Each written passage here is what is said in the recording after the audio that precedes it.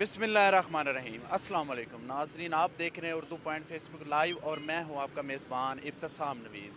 नाजरीन, नए पाकिस्तान में तब्दीली सरकार ने एक और जुल्म आम आवाम पर कर दिया है। ड्रग रेगुलेटरी अथॉरिटी ने अद्वियात में इजाफा करके 9 से 15% इजाफा करके आवाम पर एक और जुल्म किया।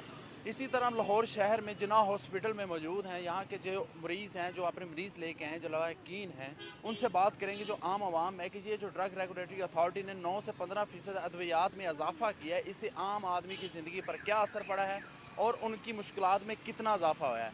आइए उनसे बात करते हैं और उनकी राय आप तक पहुँचाते हैं। अस्सलाम वालेकुम। वालेकुम सलाम जी। जैसे बताइए कि आप अभी हम जिना हॉस्पिटल में मौजूद हैं और आप कह रहे थे कि आपका मरीज़ भी यहाँ पे एडमिट है, तो कितने दिन से आप यहाँ पे आए हैं? और दूसरा ये कि अद्वियात महंगी कर दी गई हैं, इस पे कितना इलाज पे असर पड़ा है और क्या आपकी मुश्किलात में इजाफा हुआ है? सर जी मुश्किलात 'ਚ ਇਜ਼ਾਫਾ ਹੈ ਕਿ ਅਗਰ ਤੁਸੀਂ ਮੈਂ ਸੁੰਦਰ ਤੋਂ ਅਭੀ ਆਇਆ ਹਾਂ ਜੀ तो सर आंधी दफ़ा 2000 रुपये ਉਹਨਾਂ ਕਿਰਾਇਆ ਗੱਡੀ ਦਾ ਲੈ ਲਿਆ ਜੀ।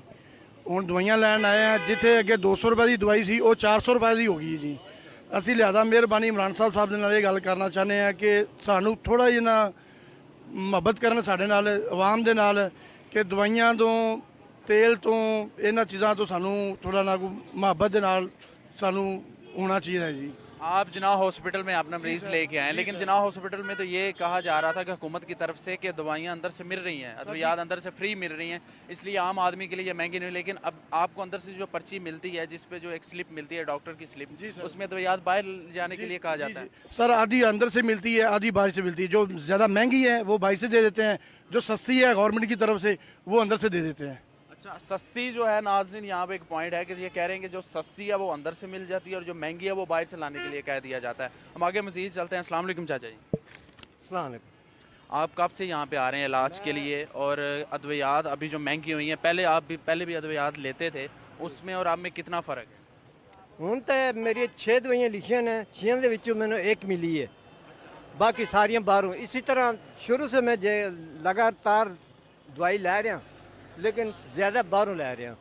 अच्छा, अंदर से सिर्फ एक मिली है और बाकी सारी बाहर से मिली? डॉक्टर लिख लेंदा है दवाइयाँ, स्टोर वाले ने, स्टोर वाला आगे एक दवाई देंदा है बस, बाकी सारियां बाहरों लेनी पे। कहाँ से आप तशरीफ़ लाए इलाज? मैं तो इतने काम कर रहा हूँ होटल एक दे विच।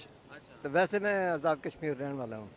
कितने दिन हो गए यहाँ पे आते हुए? इधर आते हुए कोई 2 महीने हो गए हैं। 2 महीने हो गए हैं। अभी अद्वियात तो अभी महंगी हुई हैं, कुछ दिन हुए हैं, तो पीछे जो दिनों में आपको अद्वियात आप लेते थे तब और अब में कितना फ़र्क है?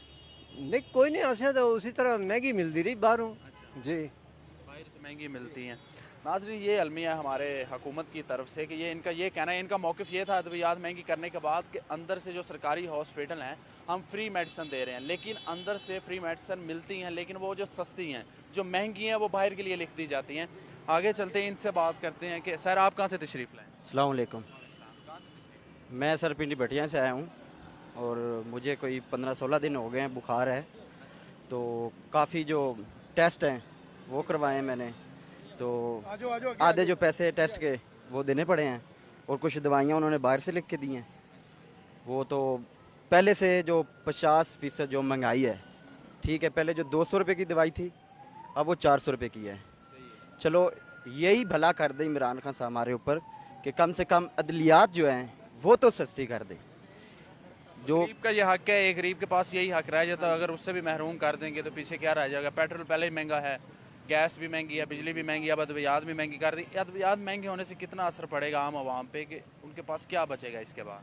सर ये बहुत असर पड़ेगा, क्योंकि सबसे ज़रूरी चीज़ जो है वो तो अदलियात ही है। ज़हर है, ये बंदे को खाना पीना तो मिल ही जाता है, ये जो है ना ज़रूरी है सबसे ज़्यादा। बंदा बीमार भी हो सकता है, मौसम चेंज है, सब कुछ, ठंड है बहुत ज़्यादा।